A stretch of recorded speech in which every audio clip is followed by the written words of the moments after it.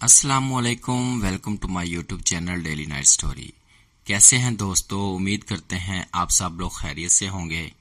دوستو اگر آپ میرے چینل پر نئے ہیں تو پلیز چینل کو سبسکرائب کر لیں اور بیل نوٹیفیکیشن کے بٹن کو بھی آن کر لیں تاکہ آپ کو ملتی رہے ہر نئی چینل اپڈیٹس۔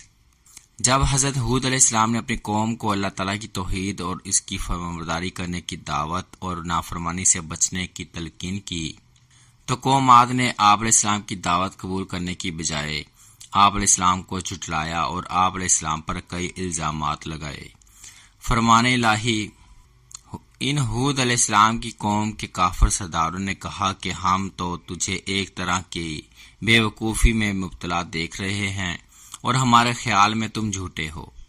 انہوں نے کہا، اے ہود، تم نے ہمارے سامنے توحید کی کوئی واضح دلیل پیش نہیں کی اور ہم اپنے معبودوں کو صرف تمہاری بات میں آ کر نہیں چھوڑ سکتے اور نہ ہی ہم تجھ پر ایمان لانے والے ہیں، بلکہ ہم تو یہی کہتے ہیں کہ ہمارے کسی معبود نے تمہیں خرابی دماغی مرض میں مبتلا کر دیا ہے۔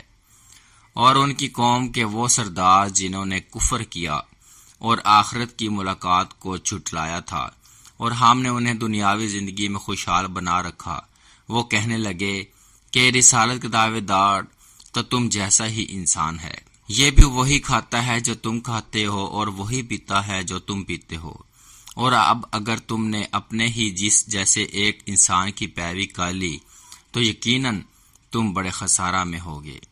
کیا یہ تم سے اس بات کا وعدہ کرتا ہے کہ جب تم مر کر خاک اور ہڈی رہ جاؤ گے تو تم دوبارہ قبروں سے زندہ ہو کر نکالے جاؤ گے؟ یہ تو ناممکن بات ہے جس کا تمہیں وعدہ دیا جا رہا ہے۔ زندگی تو صرف یہی دنیا کی زندگی ہے، ہم میں سے کچھ لوگ مرتے ہیں اور کچھ دوسرے پیدا ہوتے ہیں اور ہم ہرگز دوبارہ نہیں اٹھائے جائیں گے۔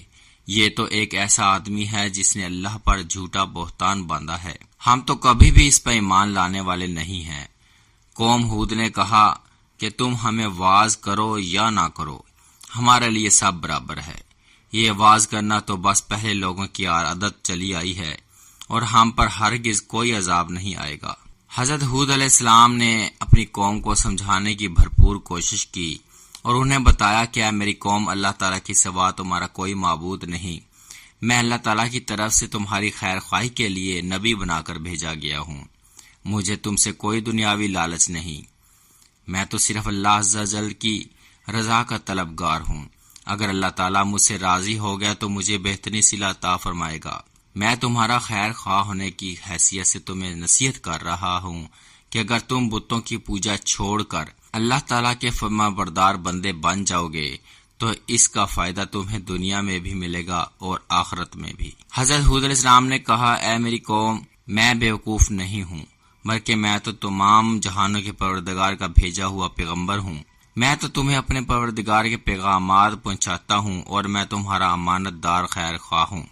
اور کیا تم اس بات پر تعجب کرتے ہو کہ تمہارے رب کی طرف سے تمہارے پاس تم ہی میں سے ایک آدمی پر وحی نازل ہوتی ہے تاکہ وہ تمہیں ڈرائے، اور وہ حالت بھی یاد کرو کہ جب اللہ نے تم کو قوم نوح کے بعد جانشین بنایا اور دوسروں کے مقابلے میں تمہیں زیادہ قوت اور جسامت عطا فرمائی، اس لیے اللہ کی نعمتوں کو یاد رکھتے ہوئے اس کا شکر ادا کرو تاکہ تم کامیاب ہو جاؤ۔ دوستو، کیسا لگا آپ کو آج کا یہ واقعہ اور حضرت ہود علیہ السلام کا نیکسٹ پارٹ؟ دوستو، اسی طرح اس کا نیکسٹ پارٹ کل انشاءاللہ تعالی آپ کے ساتھ شیئر کریں گے۔ تب تک کے لیے اپنا بہت خیال رکھیں، دوستوں کے ساتھ بھی شیئر کریں اور لائک اور کمنٹ کر کے ضرور ہمیں اپنی قیمتی رائے کا اظہار ضرور کیا کریں۔ اللہ حافظ۔